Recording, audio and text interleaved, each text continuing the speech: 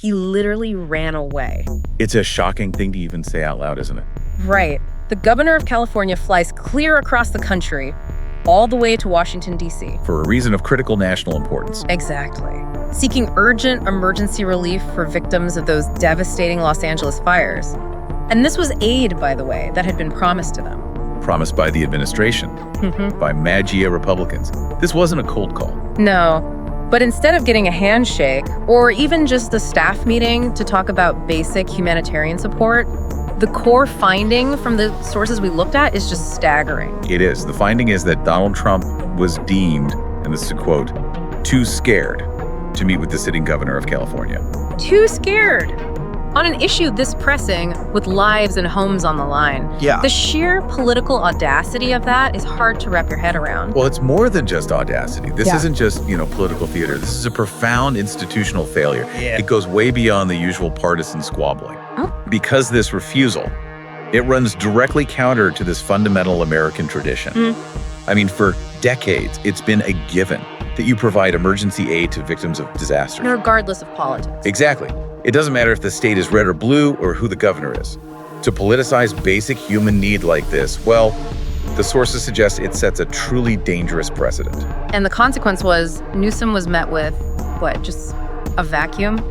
Complete silence and avoidance? Just stonewalled. Which forced him to completely change his strategy. I mean, he ends up standing just blocks away from the White House. Strategically positioning himself. Right, in a place where he could do interviews with the White House literally in the background, just so he could, and these are his words, taunt and mercilessly mock the entire regime for its cowardice. So that's what we need to get into. We're going to look at that sheer political calculation and, the cowardice on display in that refusal. And then the counterattack. The coordinated aggressive counterattack that Newsom launched. And it went so much further than just fire relief. It became this sustained critique of the whole operation. The Great Grift, the institutional assault, the policy sellouts. All of it. We're basically examining what happens when governing stops being about public service and becomes all about political grievance. And how a leader like Newsom can weaponize that absurdity. Right. He basically took their refusal to meet and used it as a lens to focus on everything else. Right. From policy failures to fundamental corruption, even, as the sources suggest, touching on accountability for the powerful, which brings up things like the Epstein files. Okay, so let's start at the very beginning, because the journey itself, I think, really highlights how serious this was. It does. Newsom didn't fly 3,000 miles for a photo op. No, this wasn't for a fundraiser. His entire stated purpose, and the source material is very clear on this, was to discuss necessary emergency aid for people in Los Angeles, people who were, reeling from these catastrophic fires. And you said it before, but it's such a vital piece of context. This aid wasn't some new, spontaneous request. Right. It had been promised, verbally, implicitly, by Trump and his allies. That's just standard procedure when a disaster that big strikes. You get the immediate declaration of support. So Newsom was just coming to D.C. to follow up, to finalize the federal commitment that was needed to rebuild. He was doing his job. Yeah. And disaster relief, especially on the scale we're talking about for major fires or hurricanes, that's supposed to be a nonpartisan job for agencies like FEMA. Or the Department of Homeland Security. It's their mandate. So when a governor travels across the country to advocate for citizens who've lost everything, the expectation is you'll get a meeting. Maybe a tense one, but you'll get engagement. Not outright refusal. Not hostility. But hostility is exactly what he got. It started, as you said, right at the top. The very top. The initial rejection comes from Trump himself. And the reason given, according to our research, is that he was too scared. I just can't get over that phrase, too scared. And Newsom immediately weaponizes it. Of course he does. He starts asking publicly, why are you afraid? Why are you afraid to meet with me to discuss aid for American citizens? But it didn't stop with the president. This is the fascinating part. The institutional walls, they just shot right up. Instantly. So Newsom then tries to meet with Christine, the head of Homeland Security. The very department that's supposed to coordinate this kind of response. And she also refused, citing, the same kind of reasoning, the same political avoidance. And that's a critical point, because it shows this wasn't just a personal whim from Trump or a scheduling conflict. No. This suggests it was an institutional, top-down order. The goal was to avoid the optics of being seen working with a prominent Democratic governor even on a humanitarian issue. It's an effective blacklisting of an entire state's executive office. It is. The blacklist was total. So Newsom's next move is to go to FEMA, the Federal Emergency Management Agency. The agency literally designed for this. Exactly. And Newsom points out, the leadership there is completely unstable. The head had just left. The person before that had also just left. But even with all that chaos, he wasn't demanding a sit down with the president anymore. Not at all. He lowered his expectations dramatically. He was looking for anyone, a staffer, an aide from FEMA, an aide from DHS. Such a human being. Just so California could have an official voice, some point of contact in D.C. to advocate for aid that should have been processed months ago. He was looking for procedural engagement. And the response from the entire administration across the board, as cited in the source material, was that everyone was too scared to meet. So that's the question we have to grapple with. What exactly were they scared of? Well, they weren't scared of fire relief policy. That's a pretty straightforward federal duty. No. They were scared of the political implication of collaboration, of being seen helping a political opponent. Which brings us directly to how the source describes this whole mess. Yeah. The hypocrisy of rank politics. That's a really strong term. Okay. And the analysis we have describes it as rank politics of a kind we've never experienced in the U.S. Suggesting that even in our country's very partisan history, weaponizing disaster relief to this degree is, it's new. It's unprecedented. Rank politics implies using power in the most base, calculating, vengeful way possible. It's pure political grievance. Prioritizing party loyalty over the government's humanitarian mandate. And Newsom really drove this home by drawing a comparison to Louisiana. Right, with Speaker Mike Johnson. This is powerful because it shows Newsom's office doesn't operate this way. He was very clear. He said he had previously supported Johnson's district in Louisiana during massive floods. And didn't even think twice about their political differences before sending help. It's a perfect example to make his philosophical point.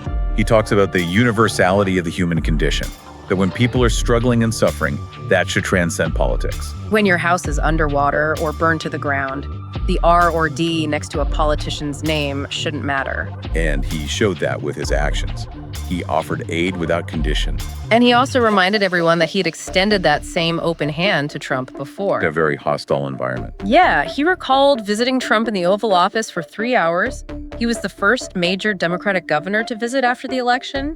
He made it clear he came with an open hand, not a closed fist. But now, years later, that same administration has no interest in engaging. That shift from cautious engagement to absolute, unified, fear-driven avoidance, that's the core political story here. It really is. It shows a breakdown in the standard operating procedures of government when faced with a political opponent, even when that opponent is just advocating for disaster victims. And what's so striking is the fragility of the institutions it exposes. It's not just a snub. It's an agency like FEMA, designed for emergencies, being completely paralyzed by the political climate. And if we connect that refusal to what was happening at the same time, the contrast in behavior is just. It's the most telling part of this whole saga. Okay, let's look at that. You have Newsom on one side, acting like a responsible leader. Proactive. Doing his job. And on the other, you have reports of Trump exhibiting just significant internal chaos and distraction. Let's start with Newsom. He gets to D.C., gets stonewalled, and he doesn't just stand on a street corner and yell. No. The source confirms he immediately meets in a bipartisan manner with senators and Congress members from both parties. Seeking alternative routes. Yeah. Trying to find a solution.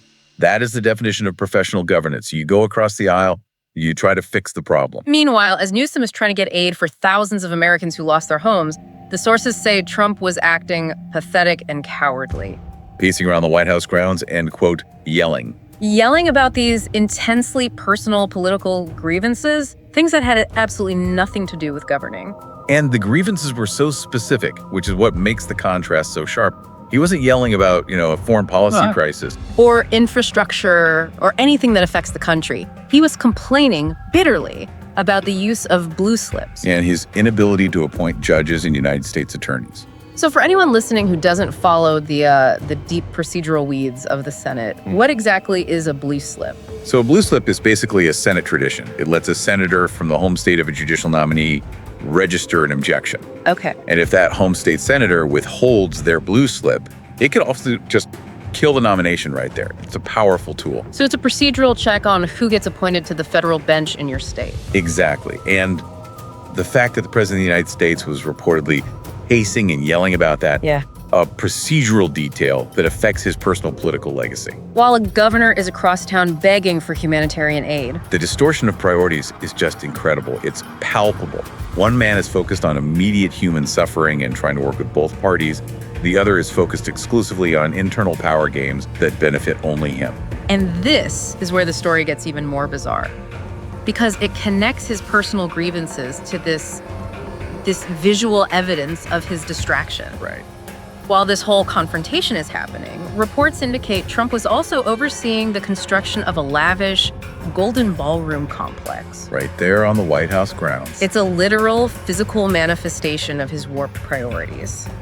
Newsom is looking down at the White House, and the leader inside isn't governing, he's building a personal, opulent monument to himself. And the source material really hones in on the scale and the optics of this thing. Yeah, it's described as being roughly 3 or 4 times the size of the White House itself. And those in the know called it utterly pathetic and grotesque looking. Just imagine that.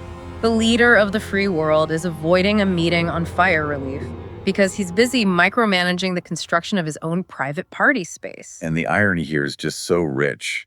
The source makes a point of noting that there was professional opposition to this project. The architect was fired. Reportedly fired, yes, because they didn't want to make the ballroom that large. They thought the design was, quote, incredibly ugly. So again, it reinforces this theme that the administration's priorities were all about aesthetic vanity and self-aggrandizement. Overriding professional advice, standard governance, and, basic humanitarian duty. When a blue slip and a gold ballroom are more important than a meeting about a natural disaster, the executive branch has fundamentally failed. So Newsom realizes the door to cooperation is not just closed, it's bolted shut. And he executes this perfect strategic pivot. Instead of retreating, he immediately goes on the offense. He finds an office building, a hotel room, something nearby that overlooks the White House. It's a brilliant move visually. It's completely calculated. He makes sure that every interview he does, every word he says about their cowardice is broadcast with the seat of presidential power right there behind him. It's a symbolic judgment. And he leans right into the modern political playbook, which is, of course, social media mockery. Mercilessly mocking, as the source says, rolling out memes with incredible speed and precision. And using humor and trolling like this, it's a political weapon now, right? It's designed to deflate your opponent's image of strength. It really is. And the example they cite is just so illustrative. Apparently, Fox News had mocked Newsom's posture at a New York Times conference. So Newsom's response is to post this meme of him literally sitting right on Donald Trump as Trump is begging for mercy. It's rapid, it's aggressive, and it's culturally tuned in. It completely changes the narrative. It turns a serious political failure on their part into a humiliating spectacle for them. It puts the focus squarely back on the fear, the weakness that prevented the meeting. And he just keeps pulling on that thread of humiliation. He starts mocking Trump's well-known obsession with self-aggrandizement, with fake accolades. Right. He posts a parody claiming that he, Newsom, had accepted the inaugural Kohl's Peace Prize. And the detail that just makes the joke land perfectly is that this totally fictitious, prestigious award came with $50 in Kohl's cash. The Kohl's cash. It's the perfect level of absurdity. It just degrades the whole idea of a peace prize into a trivial domestic coupon. It's genius. And he didn't stop there. He also posted that he accepted the first ever Kennedy Center Peace Prize, with a full parody acceptance speech to go with it. In the speech, he says the audience was amazing, but the venue was terrible. The chairs were not great. The lighting was a disaster. And then he blames the mess on Trump and janitor Rick Grinnell. That specific name drop, Rick Grinnell, a former acting director of National Intelligence. That's a very pointed jab. It's Newsom saying everything this regime touches, even a simple ceremony, just devolves into incompetence and political toxicity. And the punchline that just perfectly captures the whole narrative of cowardice and narcissism. He says he told them, as Trump was dozing off during the ceremony, to rename the building the Newsom Center. Only I can fix it. It's just pure strategic trolling. He's using Trump's own slogan against him while framing him as a leader who is literally asleep at the wheel. But the mockery, it quickly pivots into a really serious critique. Newsom links this parody to the genuine humiliation of the FIFA Peace Prize incident. He called that a total embarrassment. Humiliating for FIFA, humiliating for foreign leaders who feel they have to give the President of the United States a crown. And he asks this really provocative question. Is this a metaphor or is it a prophecy? That's a deep question. Is this just ceremony getting out of hand, or does it point to a real underlying desire for monarchical power? And Newsom uses that critique to launch into his core intellectual thesis. He defines the entire political movement not as an ideology, but as a cult and grift. He says it forcefully. There is no Trumpism without Trump. It's not a philosophy, it's a cult of personality. So he's arguing that the movement has no sustainable foundation. It can't exist without the charismatic figurehead at the center. And the defining feature of this cult, according to Newsom, is the Great Grift.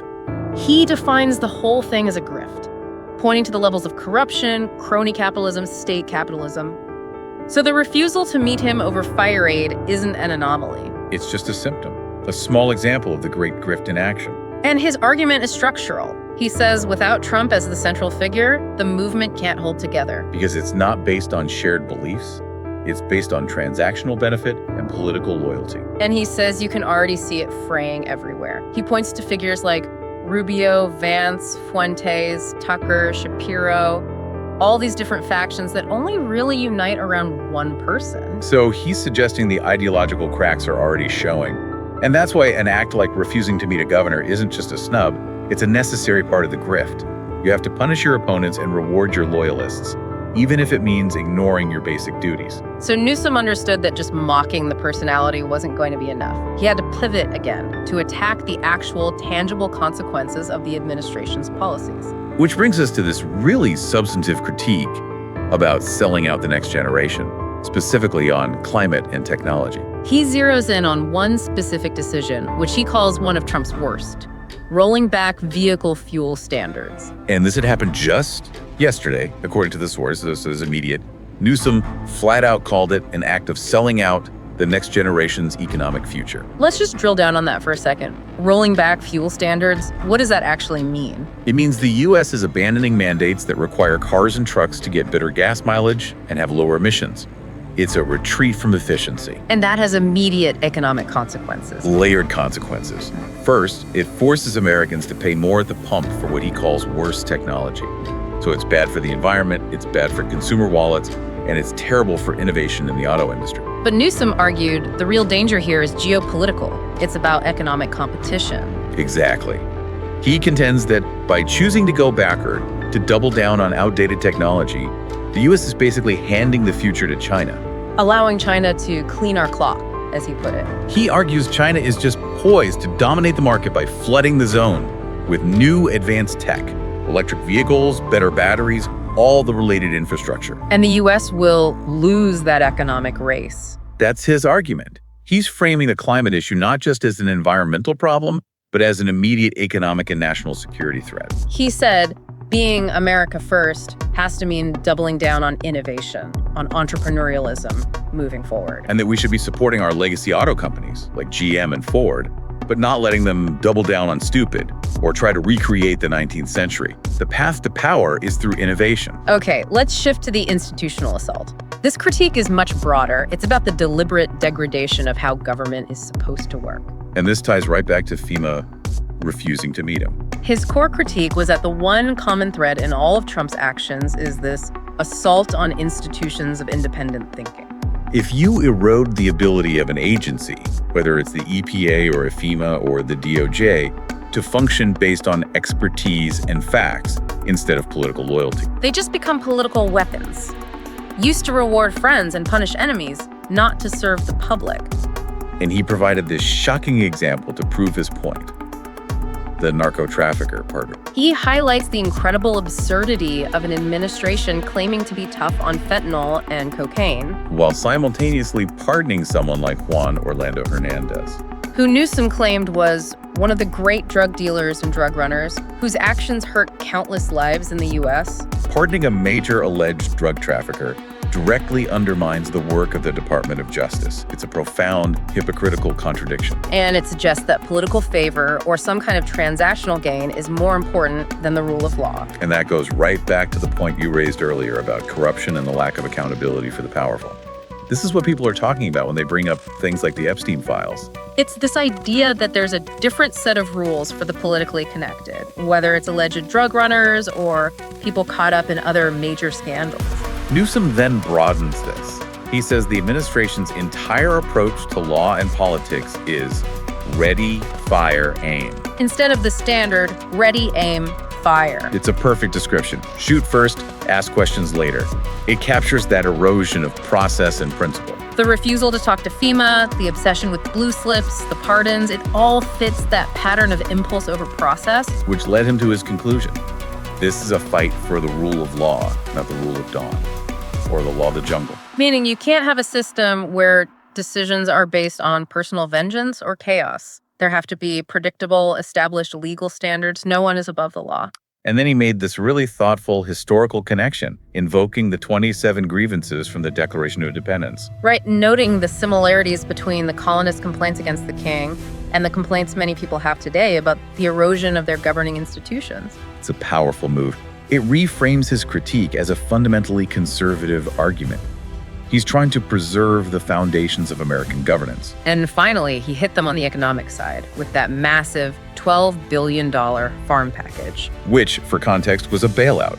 It was a direct response to the damage caused by the administration's own trade wars and tariffs.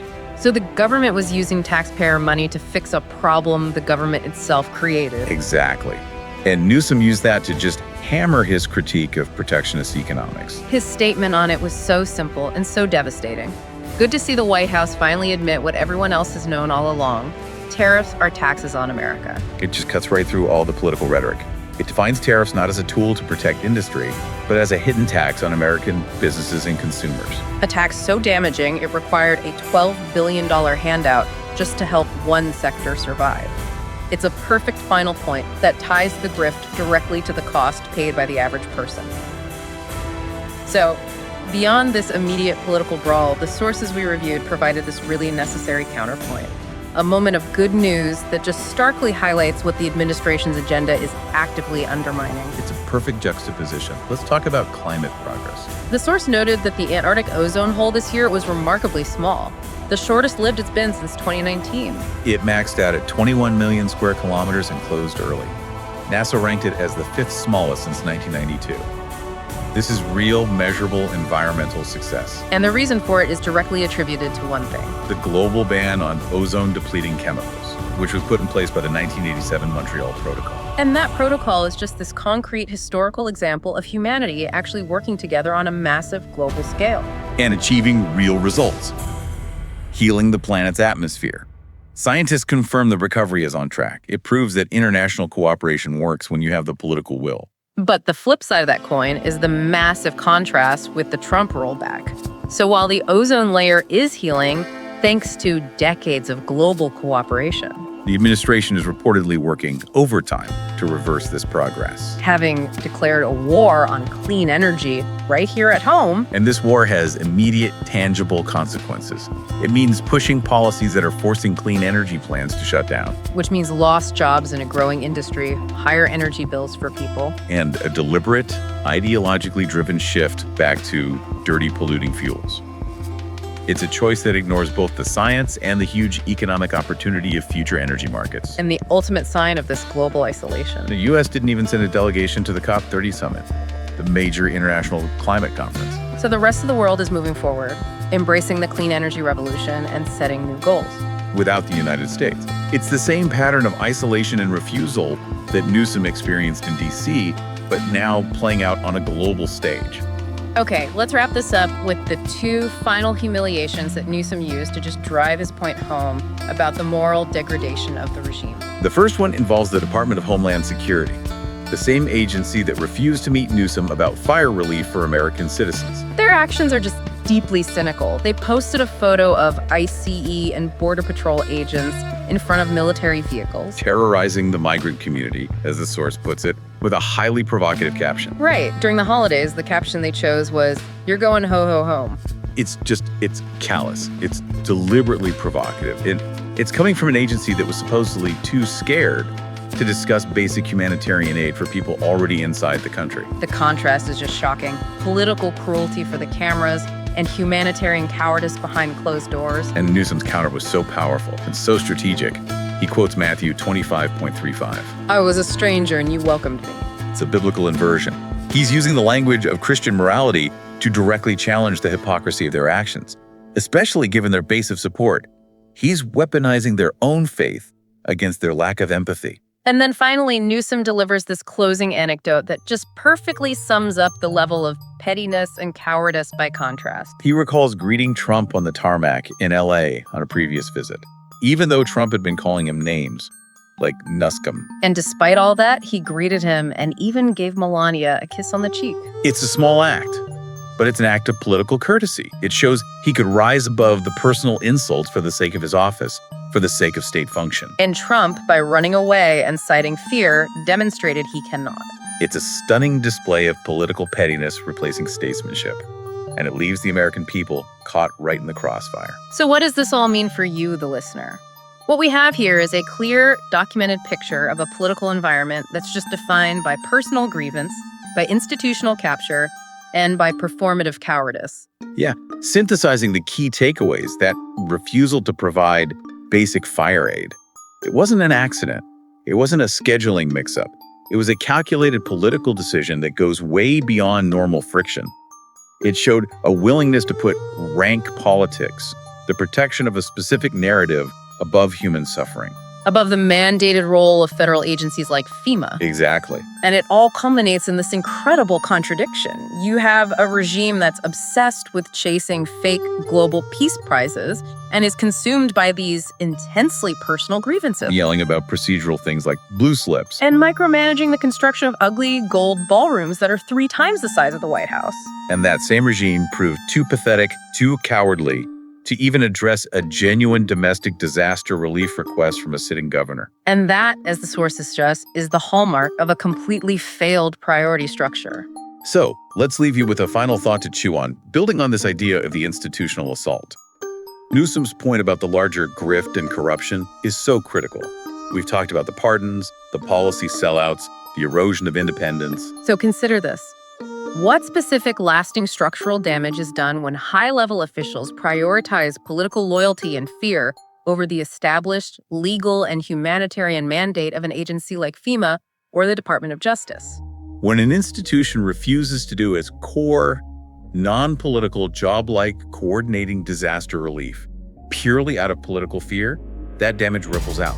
It goes far beyond one governor's trip to D.C. It fundamentally weakens the reliability and the effectiveness of the rule of law, the very structures the whole country relies upon. What does it mean for the next crisis when political fear is the deciding factor in whether or not basic federal services are even delivered?